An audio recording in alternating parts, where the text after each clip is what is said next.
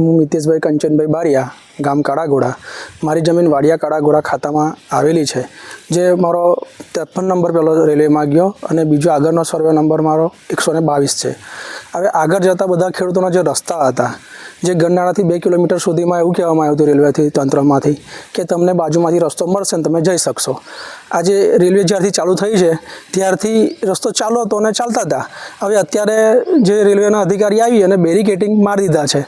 હવે અમારી પાછળ 100 હેક્ટર જેટલી જમીન બધી જે રસ્તા વગરની, આજે માલ તમે જોઈ શકો છો બધો તૈયાર થઈ ગયો છે ખેતરોમાં. હવે અમે ખેતી કરવા માટે કેળ બગાયતી પાક કરીએ છીએ. હવે વ્યાજે રૂપિયા લાવી અને બધી ખેતી તૈયાર થઈ ગઈ છે. આજે માલ કાઢવાની તૈયારી થઈ ગઈ છે. તો આ લોકો બેરિકેટિંગ મારી દીધી છે.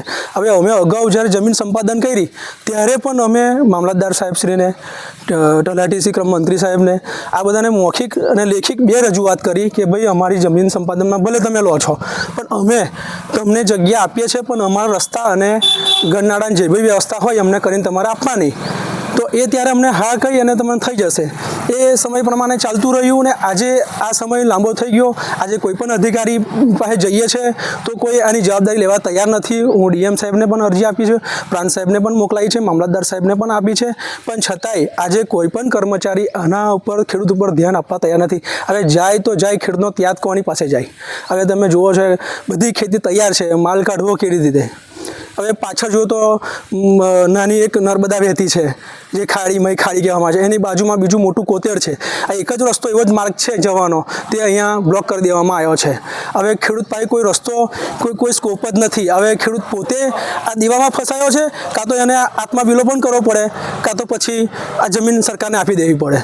એની સિવાય કોઈ જ રસ્તો છે નહીં ખેડૂત પાસે. તો આપ સૌને અમે માંગ કરીએ છીએ કે જે ચાલી રહી સરકાર છે એ ખેડૂતની એક બાજુ વાતો એવી કરે છે કે ખેડૂતની સમૃદ્ધિ માટે જે કંઈ જરૂરિયાત છે એ ખેડૂતોની અલગ અલગ યોજનાઓ આપશું, પણ આવું ને આવું બધા ઘણા ખેડૂતોને આવું ને આવું થયું છે કે જેથી જમીન તો અમે આપી બહુ સસ્તા ભાવમાં આપી છે, જે એના 35 રૂપિયાથી લઈને 45 રૂપિયા સુધીનો અમારા ભાવ અહીંયા ચૂકવવામાં આવ્યા છે.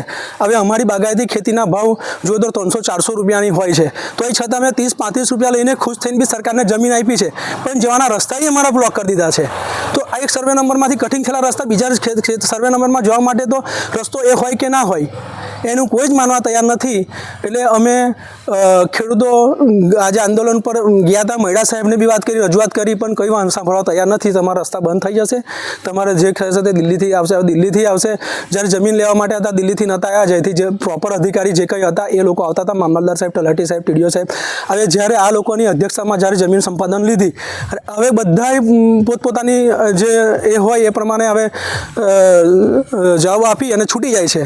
હવે ખેડૂતને જવું તો ક્યાં જવું?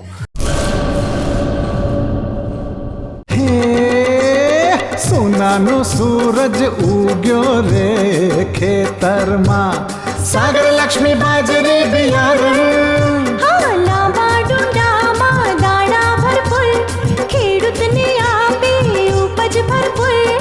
સાગર લક્ષ્મી બાજરી બિયારણ. સાગર લક્ષ્મી એગ્રીસીડ્સ ઉત્પાદિત હાઇબ્રિડ બાજરી બિયારણ જ વાવો. લક્ષ્મીનો સાગર એટલે સાગર લક્ષ્મી.